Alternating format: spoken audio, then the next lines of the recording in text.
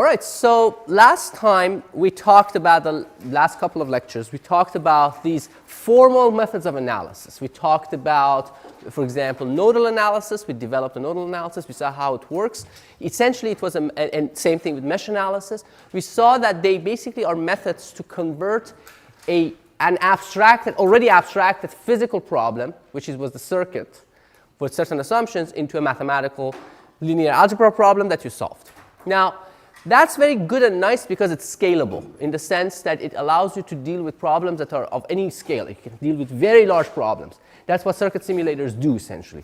They solve these linear algebra problems over and over and over again to basically arrive at the solutions that you want. And it's good to understand it for a variety of reasons. First, it's important to understand it because it allows you to have a method. It's kind of like a last resort method of solving any problem. Also, it's useful because, again, you can write simulators. And the third reason it's useful is that it allows you to prove other theorems, like we'll do today, for example. So it's also an analytical tool to derive other things. But what it is not particularly useful for is design. And as engineers, at the end of the day, engineers are responsible for design. And design is a function that's performed by creating things, and it's a divergent process as opposed to a convergent analytical process. Now, for design, you have to have analysis. You need to understand the constraints within which you're working and designing. Now, what is more useful, a lot more useful for design, are these theorems. So theorems are another way to think about circuit problems. So you may say, well, I already have nodal analysis. Why do I need anything else? And if you were trying to just analyze circuits that are given to you, you would be right. If you were, on the other hand, to come up with new circuits that don't exist and perform a certain function, these would be useful. So that's why we are going through this. I just want everyone to understand. And these theorems are actually quite useful because it gives you they give you ways to think about the process of creating things. And we'll see examples of that. We've seen some examples, and we'll see more. This class is more analysis than design, truly. I mean, the truth of the matter is that it's more analysis than design, but it has some design elements to it. There are classes that are focused a lot more on design. And I will try to point out how and why these are going to be used. Anyway, with that background, let's start with circuit theorems. So our first and probably the most important, arguably the most important theorem among these theorems is the superposition theorem. So what does superposition say? So superposition essentially says that in a linear system, now this is a critical condition. So it says it's a linear system. And it's only applicable in that, as you will see. In a linear system, the overall effect of multiple stimuli, there can be multiple inputs, there can be multiple sources, currents or voltages, there can be different inputs to a system that are not electrical at all, and we'll see examples of those too. The overall response of the system is the sum of the responses to the individual inputs. Now you will see that this is a very useful thing in a variety of fields. It's not limited to circuits. In electromagnetics you use it a lot. In a lot of different places. In physics it's used a lot. In mechanical systems it's used a lot. In financial systems, all sorts of systems. As long as you can make this assumption, that is, the system is, know that the system is linear, or you can assume it's linear, or it can be linearized within that assumption, this is going to be accurate.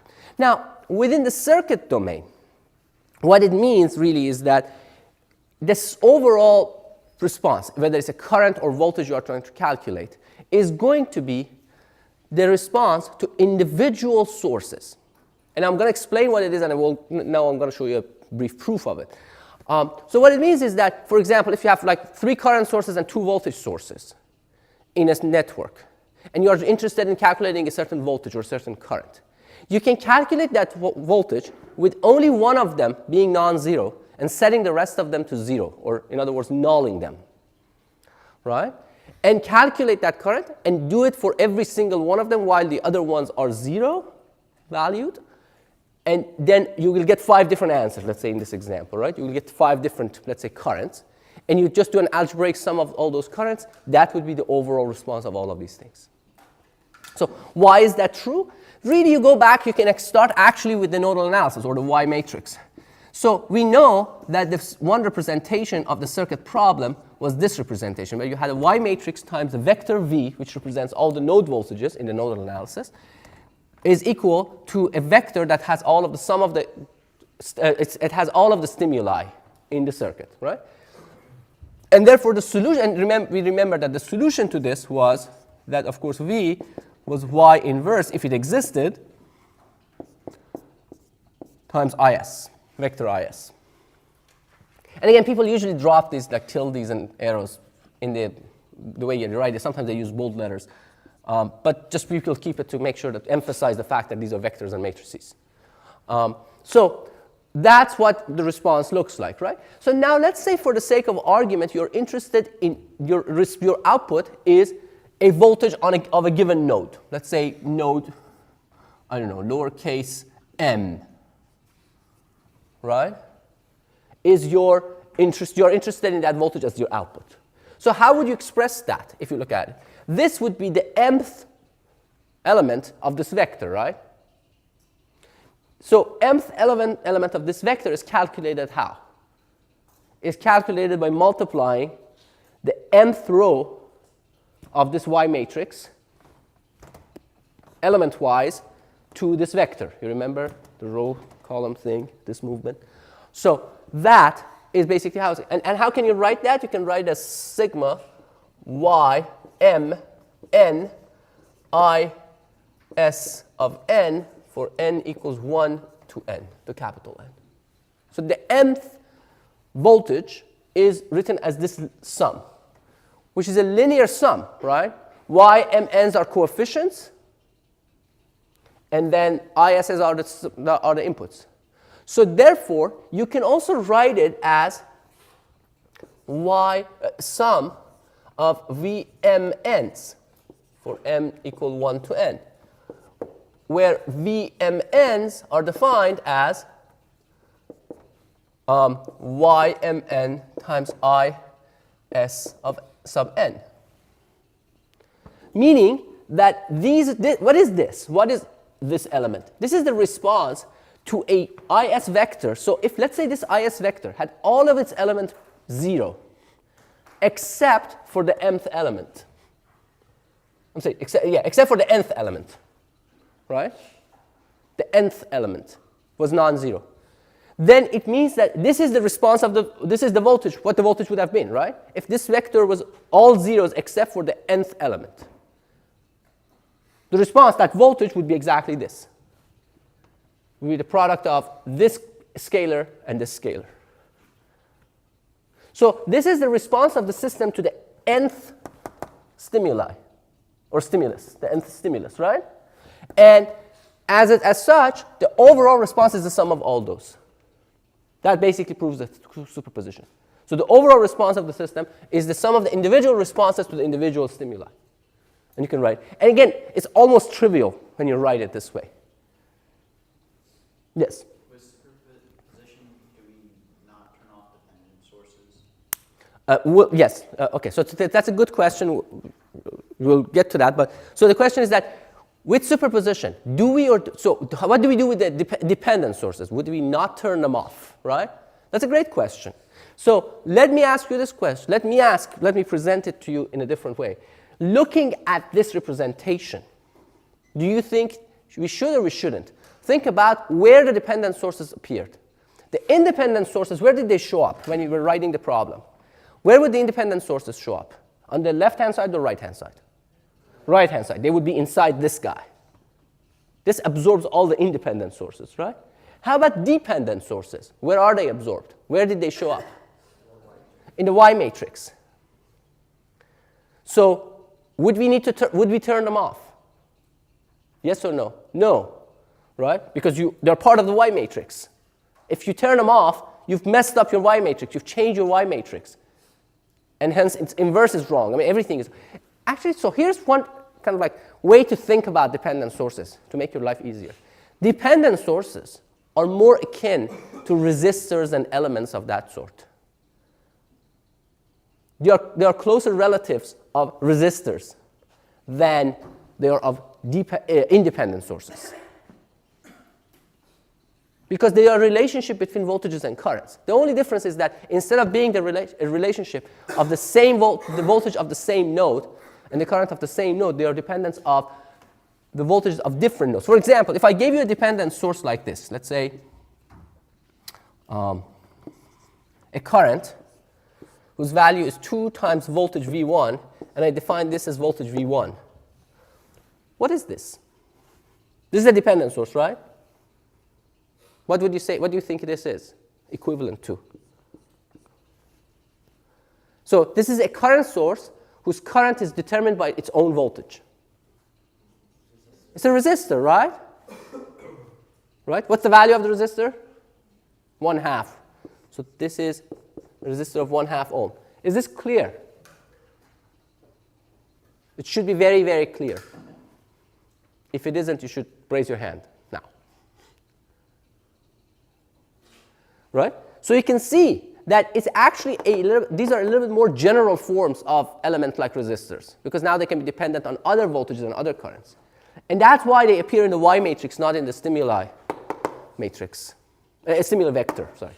Rather vector, yeah. Does it make sense? But that's a great question. Any other question? No? All right. Okay. So that proves superposition. So in general, so can I erase this? Good. All right. And you will come across situations where you will end up with a current source whose current is dependent on its own voltage, and you can replace it with a resistor or vice versa. So that's fine. Now in general, if you have superposition, the most general form is that if you have an output that's defined as a linear combination of multiple inputs, you can always write it as the sum of the responses to individual inputs. And therefore, where U1 is defined as A1, X1. So superposition conceptually is very simple.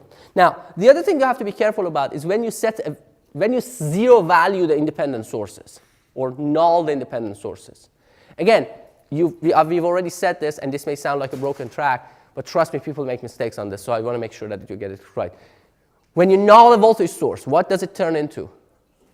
A short circuit. When you null a current source, what does it turn into? An open circuit. Remember, that's the one that usually throws people off. But anyway, so that's the concept. That's the basic concept of superposition. Now, how about an example? Let's just pick an example. So I have an example here for you. So we can go through together and do it.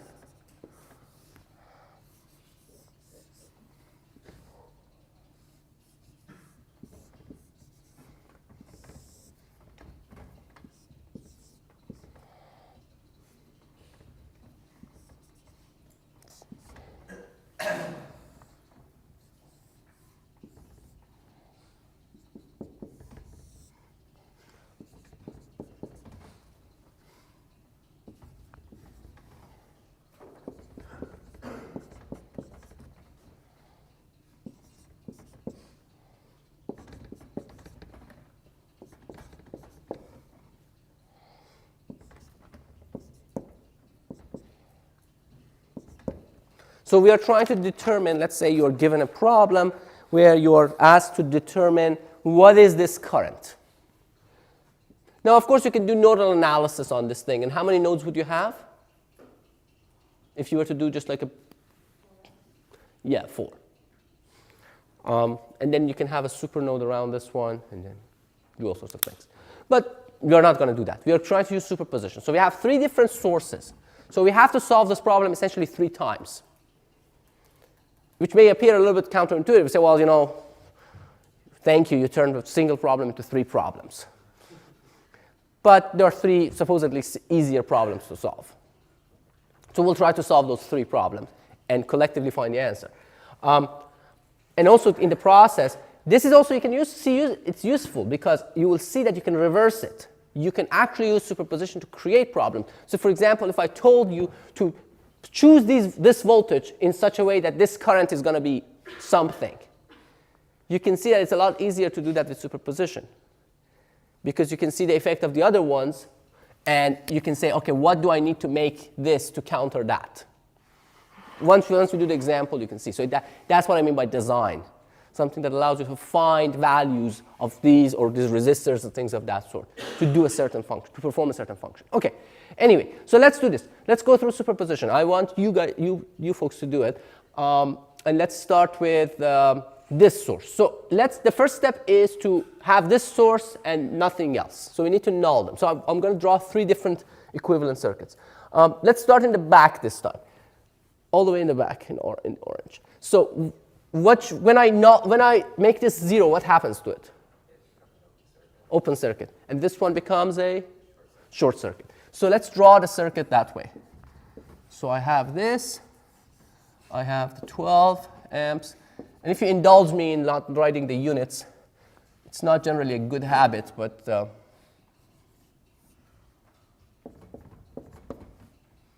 just in the interest of time.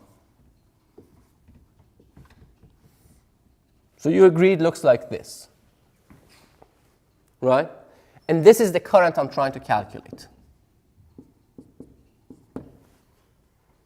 So now, what is the parallel combination of these two? You see these are in parallel, right? These two and that are in parallel. You can see it basically, that the orientation doesn't matter. So what is the parallel combination in the back? So what is this resistor overall? 8 ohms. And this is 8 ohms. So what's the parallel combination of 8 ohms and 8 ohms? 4 ohms. So this is 4 ohms and this is 4 ohms. So what can you say about this current? How does it divide between these two branches? You have a current divider, right? How does it divide? Equally. So this would be 6 amps and this would be 6 amps. So, and then what would you say about these two currents? This is another current divider between 2 equal resistors. So what's the current then? Right. So this becomes 3 amps. So I1 is 3 amps plus, because it's going in the same direction as our pre-selected direction. So that's one. So now how about, let's see. Now how about this source? Next person in line. What do I do with this one and that one? So for the current source on the left, it become the open circuit. Okay. Okay, so then I will end up with I don't know, I can do it this way. I can bring it on this side, right? So that's for that. And then I will have the 4 ohms here and this current source, which is 8 amps. And this is 4 ohms, and this is the current I'm trying to calculate. This is 8 amps. Okay, so how do we go about calculating this? Can we easily find what this current is? Well, let's see. What can you say about these two resistors? The same voltage. Say again? Yeah, the same voltage. When two resistors have always the same voltage, what can you say about them? They are in parallel, right? So these two are in parallel. You remember topology, right? These are topologies. I can take this and bring it on this, put it on this side. So I have a 4 ohm in parallel with 8 ohms. So this is equivalent to the 8 amp parallel 4 ohms, this 4 ohms with the current, then in series with another 4 ohms. Okay, oops. And then I have the parallel combination of a 4 and 8. What's the parallel combination of 4 ohm and 8 ohms? 8 thirds, yes, exactly. Now, one comment about fractions. Again, this is a general comment, not necessarily about this, but it's about engineering. There's a difference between this and that. What is the difference? Yes? 0.5 implies imprecision. Yes. This is an exact mathematical concept. This is an approximation. This shows the way you write it, although they are equal mathematically. But this, as your friend said, it implies some level of imprecision or potential uncertainty. If I had more certainty, I would write it this way. If I had even more certainty, I would write it this way. So this is really equivalent to this.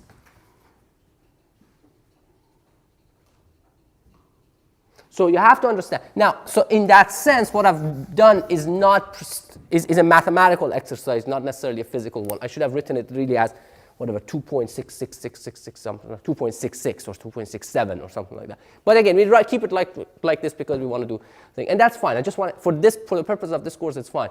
But you need to realize that there's a difference between the way to think about these two things. Okay, so fine, so much about that. So what is this combination? A 4 ohm plus a 8/3. So it's 12 plus 8 is 20 over. So this whole combination is really 20/3 or 20 over 3. So now you have a current divider between 20 over 3 and 4 ohms. How do you calculate the current divider? You remember the current divider, right? So if you have a current source, let's say going in this direction, between resistors R1 and R2, we looked at this. What is the current through resistor R1? Let's say this is I. I is R2 over R1 plus R2 times capital I. It's kind of like the opposite expression for the voltage divider. In a voltage divider, if you have R1 and R2, this voltage is, or if you're interested in this voltage, let's say, then it's going to be R1 over R1 plus R2 times V. Right? Make sense? Okay. So this is the current divider and this is the voltage divider. We'll use them a lot. We talked about this briefly before. But so anyway, so let's go back here. So how do we calculate this current? I2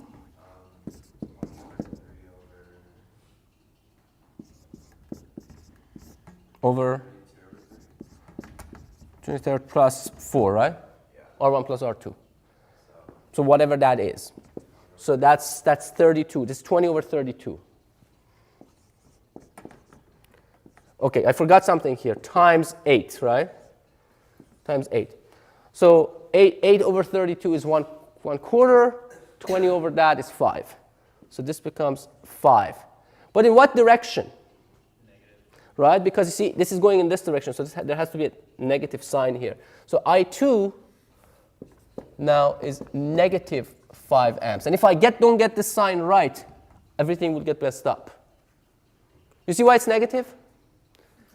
Okay, so look at this current. This current is drawing current this way, right? So this current is going that way. So these two both have to contribute. These are the two branches of, think about two smaller rivers coming in and joining and becoming a larger river.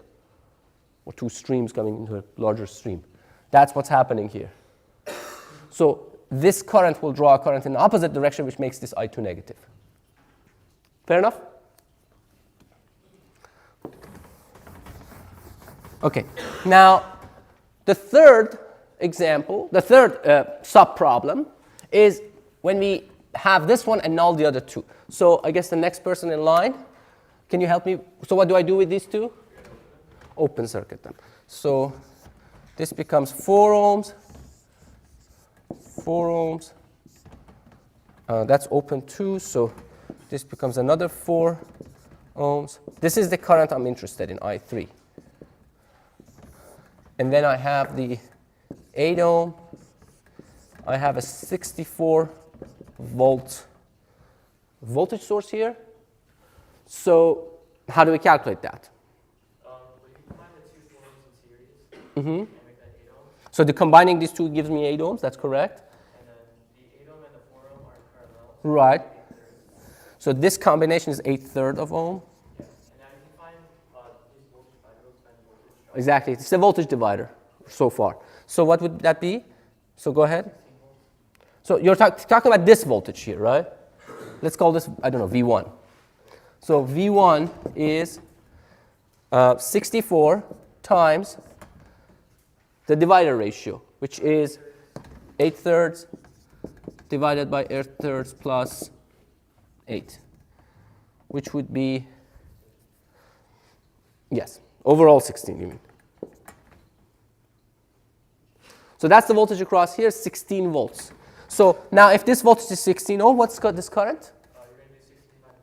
Divided by 8. That's the resistance it sees. So therefore, I3 is plus or minus? Plus 2 amps. So I3 is plus 2 amps. So what is I after all this?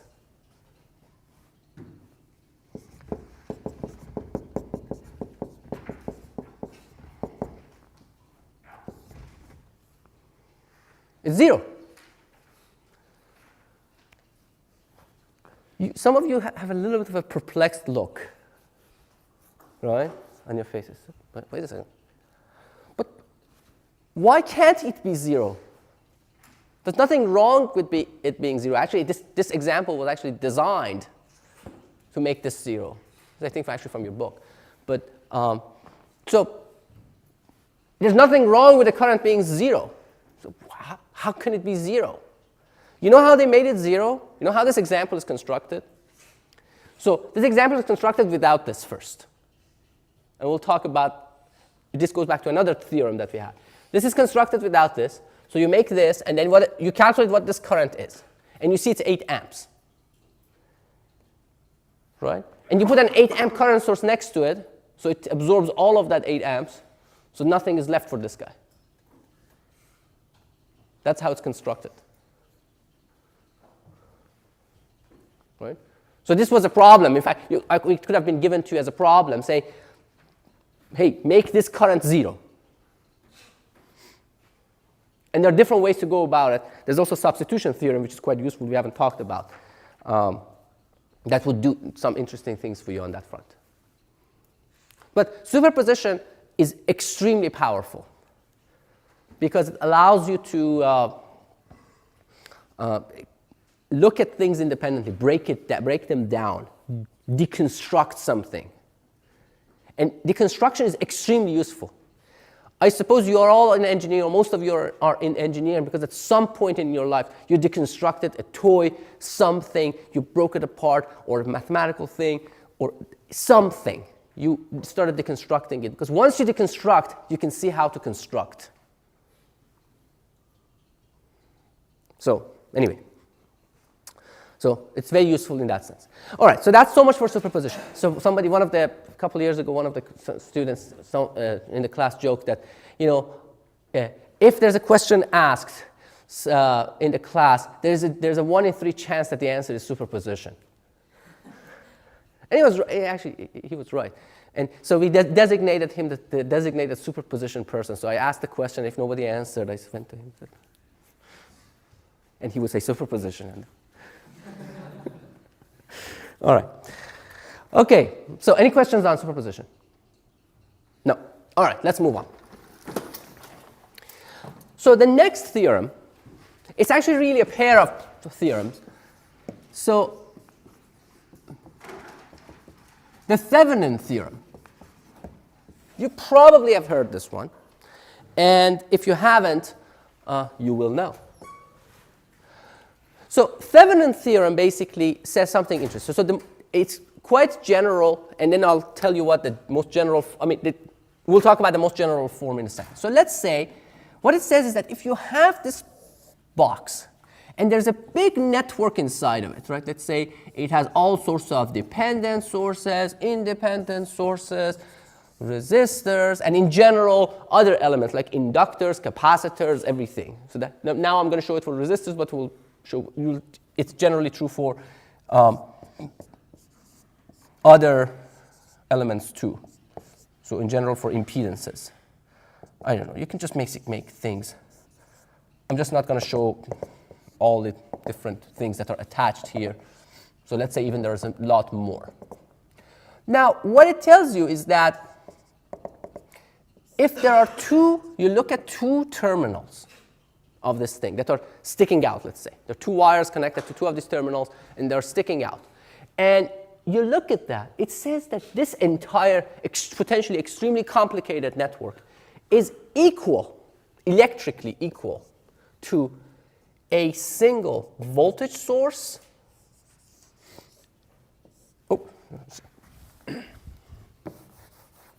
a single voltage source in series with a resistor.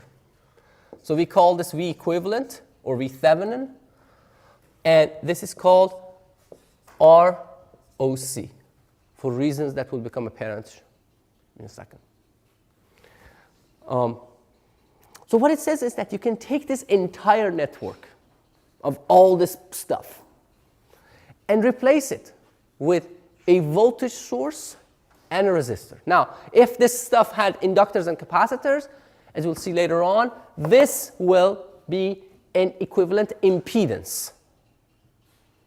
So it would be a frequency dependence resistance, if you will. But other than that, and if these voltages and currents don't even have to be constants. They can be actually time varying. They can be voltages like sinusoids and square waves and things of that sort. So they can be functions of time, and then this becomes also a function of time. But other than that, everything will be captured by this electrically, meaning that by looking at the electrical properties of these two nodes, looking at the voltages and currents of this node, you cannot differentiate, you cannot distinguish whether it's this guy or that guy.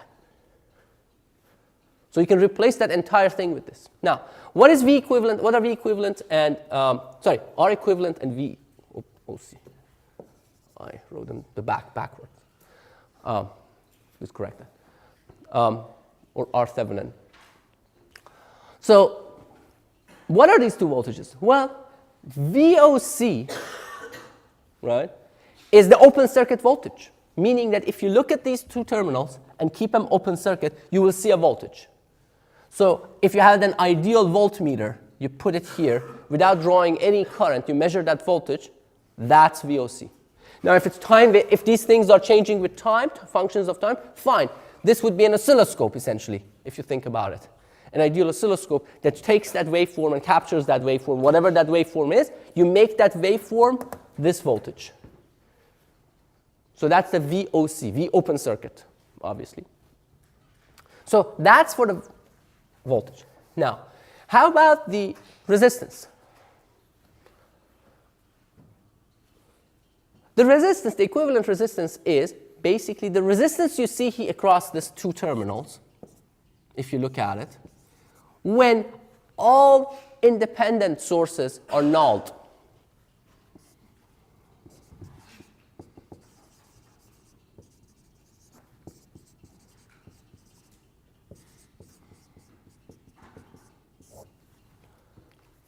And we know what nulling a source is, right? If it's a voltage source, short circuit. If it's current source, it's open circuit. So whatever is left with all the dependent sources, and which we argue are more akin to resistors than really sources, and all the resistors, and in general, if there are inductors and capacitors and all those things, whatever it is. So in that, it is that R equivalent or Z equivalent if it becomes an impedance. Right? So that's it. And it's pretty straightforward to prove. We are not going to prove it here, but you can find it in the book and a lot of different places. So what is this useful?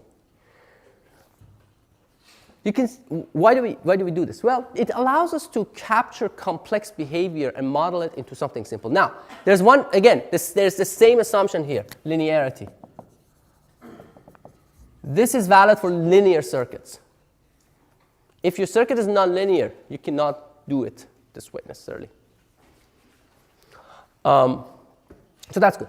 So you can do different things, right? So let me give you one example. Yes? What would be like an instance where you're dealing with a nonlinear circuit? A transistor, a diode. In fact, actually, most of the useful circuits that we deal with are nonlinear circuits, except for filters probably. But say again? Would that be like when you start seeing like quantum effects and No. Just like it doesn't have to be quantum effect. A resistor that heats is a nonlinear circuit as far as V and I are concerned, because its IV characteristic is not like a straight line. As you increase the I, for example, the slope increases for a typical resistor. A diode really, you could argue that it's partly quantum mechanical, but I think it's more statistical mechanical.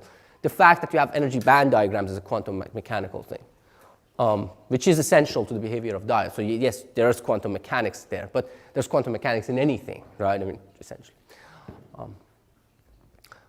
Yeah, but yeah, they're everywhere. Anything. I mean, standard transistor, you go buy it, 2222, whatever, like the most vanilla transistor that you can get. It's extremely nonlinear. Actually, the reason it has gain is the fact that it's nonlinear. It's a useful nonlinearity.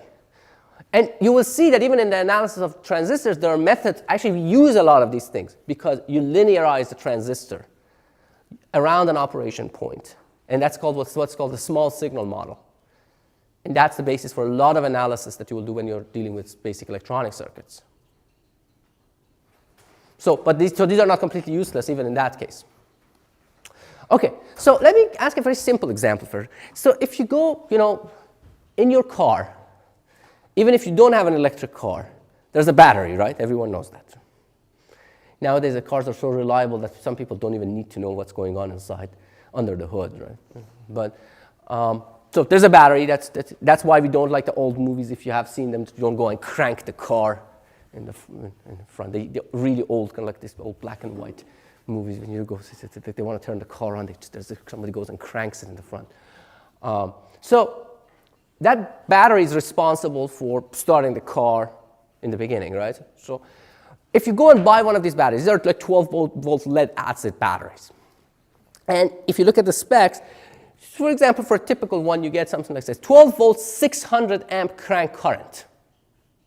Now, crank current essentially is when it's driving that motor that runs the engine, and it's not exactly a short circuit, but it's very, very close to a short circuit current.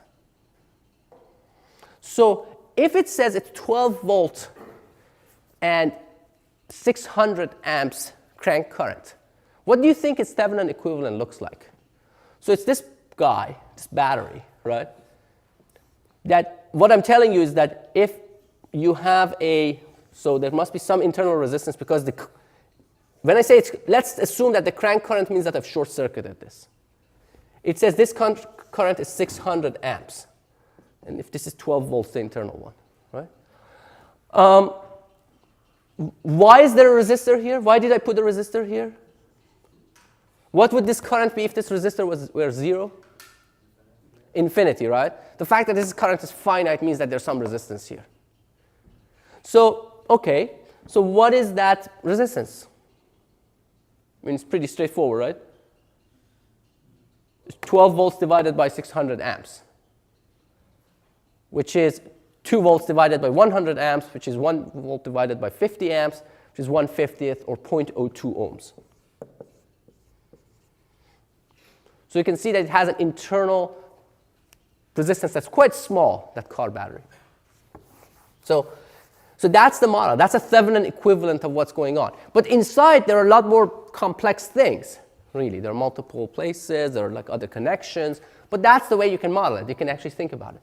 So now let me ask you this question. Do you remember we talked about this like impossibility or the breakdown when we had two ideal voltage sources? If I took a 12-volt voltage source and I attached a 1.5-volt voltage source to each other, we saw that this doesn't make any sense if you had an ideal voltage source. And what was the reason? If they were ideal voltage sources? Why didn't it make any sense?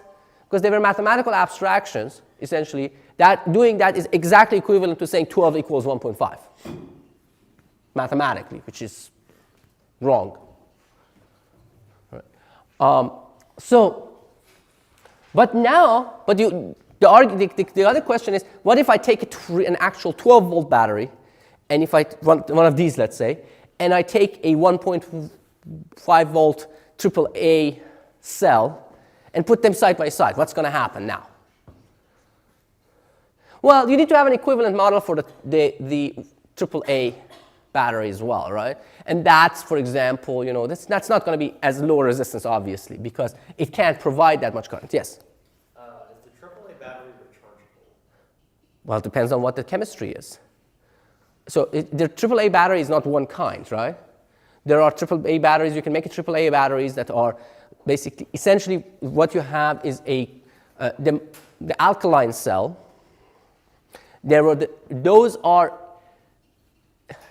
not supposed to be recharged, so you will get it will cause damages. There are nickel cadmium cells, where you have the nickel and cadmium cells, and you can charge those. They're not exactly 1.5, they're closer to 1.2 volts. There are all sorts of other chemistries. The chemistry, the electrochemistry determines whether or not, what the voltage is, and the way it's implemented determines whether or not it's reversible or not. So in theory, all of them are reversible. In practice, the way they are built, some of them are not. A lithium-ion battery that you use nowadays is not a 1.5 volt cell. I mean, it's like essentially a 3.6, 3.5 volt cell. And the way you can build your lithium electrodes and basically just the exchange allows it to be rechargeable.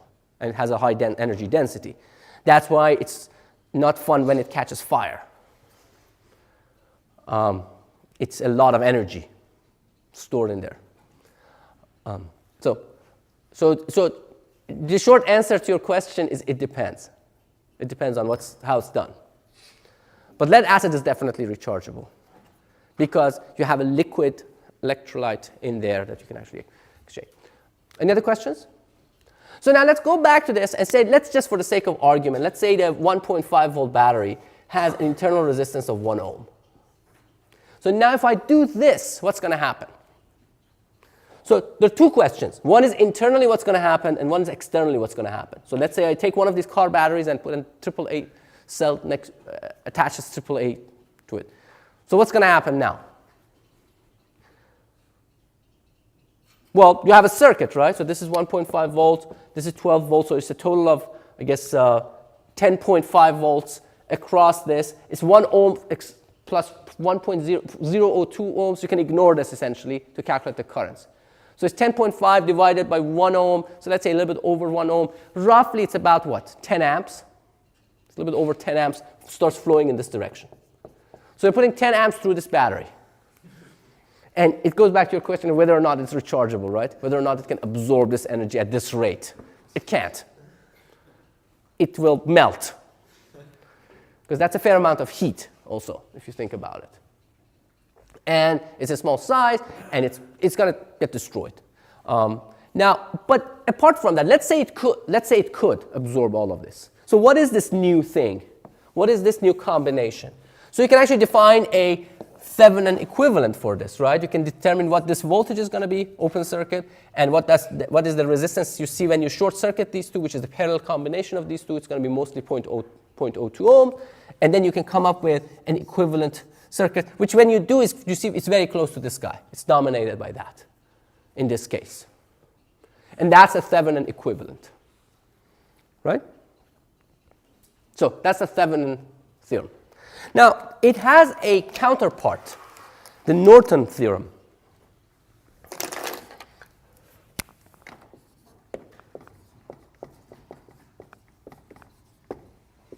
So Norton theorem says exactly the same thing. It says if you have that network of a whole bunch of things attached to each other, dependent sources, independent sources, what have you, just things of that sort, resistors in general, other elements, as long as it's linear again, and if you have these two terminals, then what it says that this is also equivalent to a current source in parallel with R equivalent, which is the same R equivalent as the Thevenin R equivalent, but this is called ISC, or I Norton.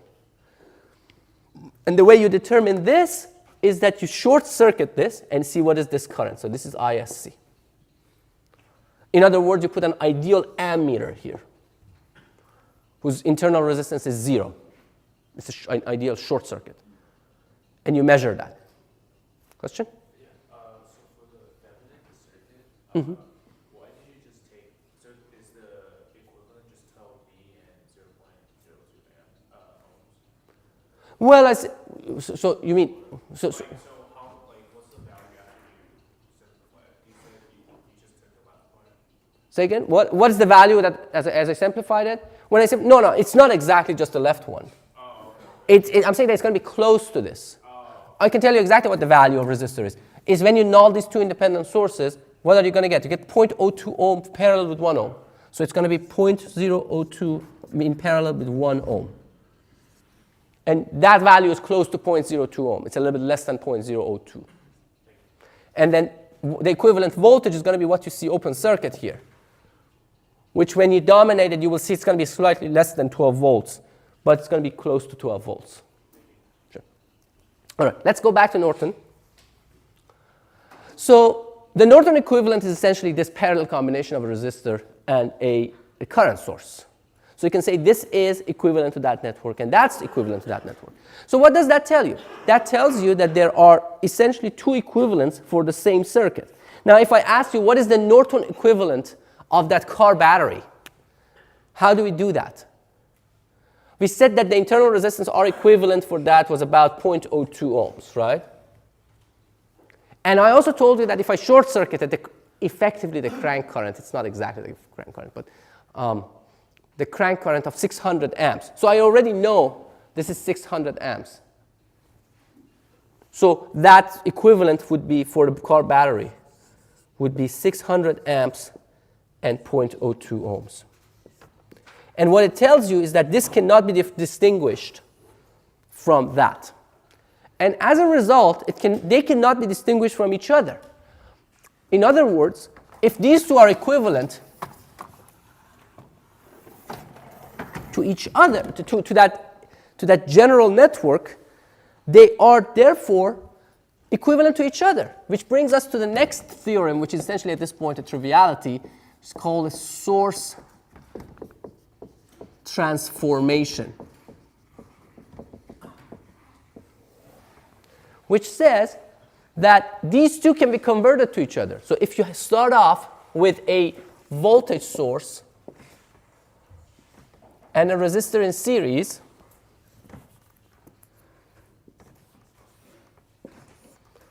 R, you can convert that to a current source and a resistor in parallel. The same resistor in parallel and a current source, I, which is related to V through this relationship.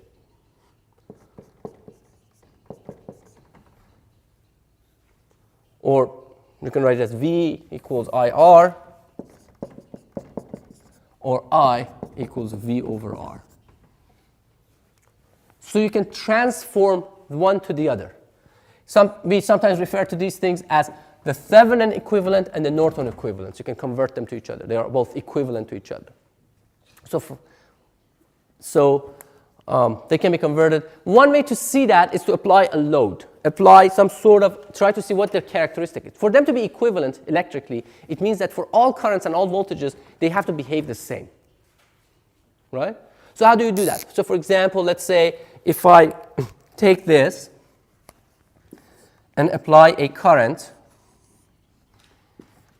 let's say I take this and apply a current source, which I change, lowercase I, right? And this is R, and this is V, right? So the question is, what is the relationship between these things? So I know the voltage here. Let's say this is the voltage, V, lowercase v. Lowercase v. So what can you say? You can say capital V or lowercase v minus capital V is going to be this current times that the resistor, Ohm's law. The voltage across this thing is this voltage minus that voltage divided by the resistance gives you the current, right? That's the IV characteristic for this thing. How about this guy? How about this one? If I take this and apply a current source here with the voltage I, so let's say, so this is current I and the voltage V, and the resistor R, and capital, and the source I. So the total current going into this resistor is the sum of these two currents, the lowercase I plus uppercase I. So it says I plus I equals what? Oh, I'm sorry, times R times the resistor is going to be the voltage, right? Which I can rewrite as V minus Ri equals lowercase I times R, right? This is the same thing. I'm just moving one term to the other side. Now compare this equation with this equation. what do you see? That they are, would have exactly describe the same behavior exactly as long as this and that are equal, which is this. So essentially, you could think about that as the proof of this theorem. Right? So as long as R capital I is equal to capital V, there is no current or no voltage, no I or V, where they behave differently. For any value of I or any value of V, you get exactly the same result, right? Right? Make sense? Everyone? Okay? All right. So keep this in mind. There was a problem several years ago in one of the magazines, electrical engineering magazines, I think. Just like a fun problem. So it says you are given two boxes. One of them contains this circuit. Let's say let's make some values. So there are two boxes. One of them has a 1 volt in series with 1 ohm. And the other one has a 1 amp in parallel with 1 ohm. So they are obviously equivalent, right? They're equivalents of each other because they satisfy that relationship. And the question was, how do you tell them apart? So how do you tell them apart?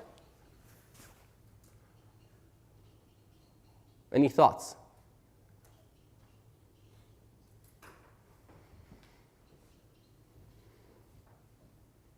So you're given two boxes, two black boxes. It doesn't have to be black particularly, but two boxes, and they have two terminals. Each one of them has two terminals. And you are asked to say, okay, which one has this and which one has that? Is there any difference between them? Yes. Oh, sorry. Any thoughts? Yes. Like real boxes, one would heat up, another one. Okay, so he says, okay, if they're real boxes, one of them heat up, one of them doesn't. Which one heats up?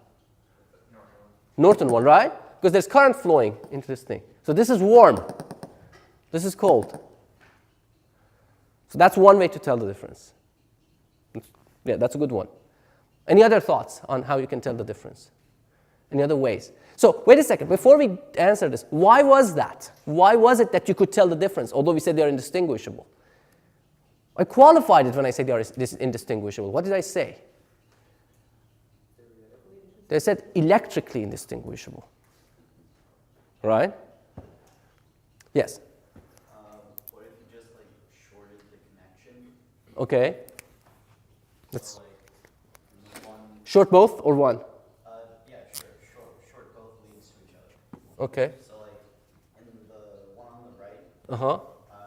you should see like all the current being shunted in. So you get 1 amp. And what do you get here? Well, oh wait, what was it?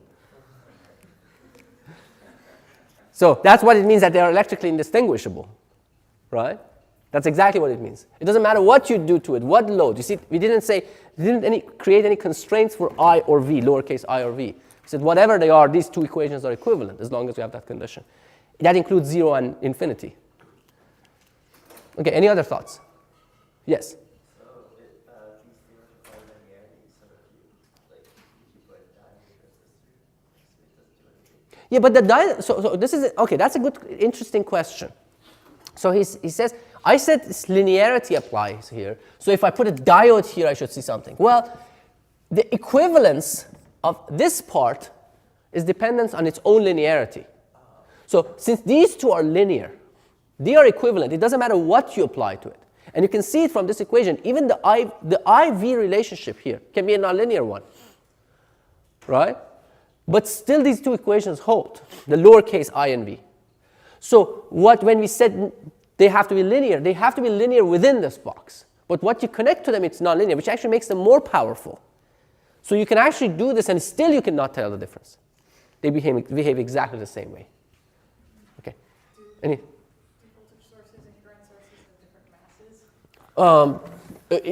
masses? In theory, they could. So if you knew exactly how they're constructed, yes. Somebody else said, okay, X-ray them. So, okay, sure, that works. But yeah, if you knew something about their thing. But remember also, we are in the circuit domain, right? Which means that we have made certain assumptions about electricity, so we are not in a full-blown electromagnetics domain. So this is an equivalency in the circuits domain. And electromagnetically, they may not be exactly the same. Or should I say a little bit more, or do you want to venture a guess? The one on the right, you could maybe detect some sort of like magnetic field. Right, yeah. This one has magnetic field. There's current flowing. This produces magnetic field, right? This doesn't, if it's implemented this way. Why? That's there because in circuit domains we are looking at a limited subset, a simplified version of the full electromagnetics. So if you look at it more broadly, there will be differences. But within the circuit domain, they are equivalent. All right. Okay, so let's take a quick break, and when we come back, we'll continue.